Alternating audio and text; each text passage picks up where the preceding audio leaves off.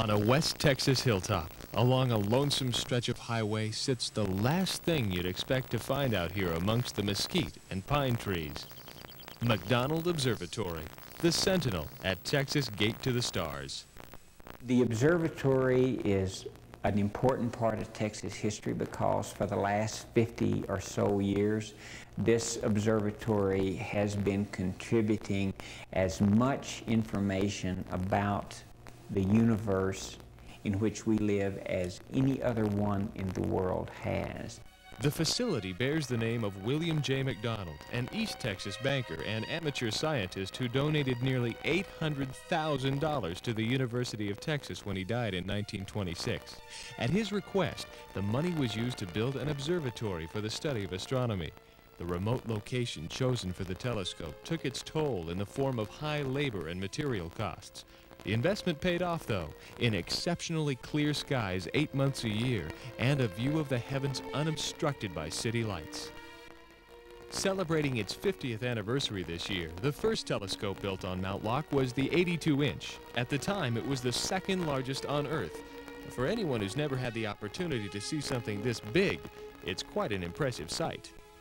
That telescope is now about the 30th largest telescope in the world, but it still carries on. It does essential scientific research, and it's part of the reason that the University of Texas McDonald Observatory is now, by any fair measure, one of the 5 or 10 great research facilities for astronomy in the whole world.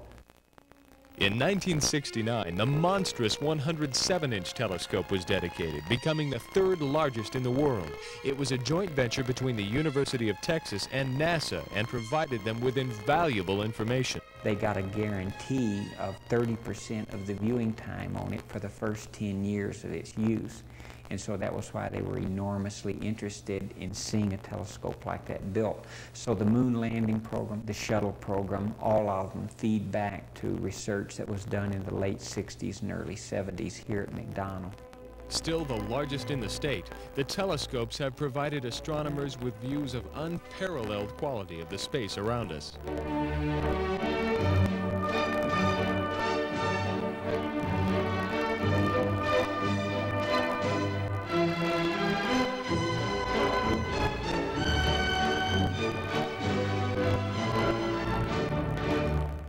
Even with products as beautiful as these, there still seems to be a certain stigma surrounding the observatory.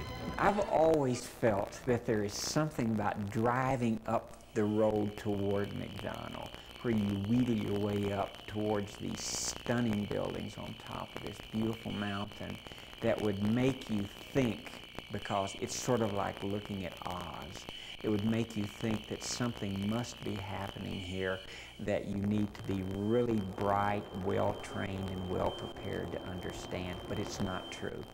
Guests of all ages and educations at McDonald Observatory's Visitor Center can learn more about the history of astronomy and have fun at the same time.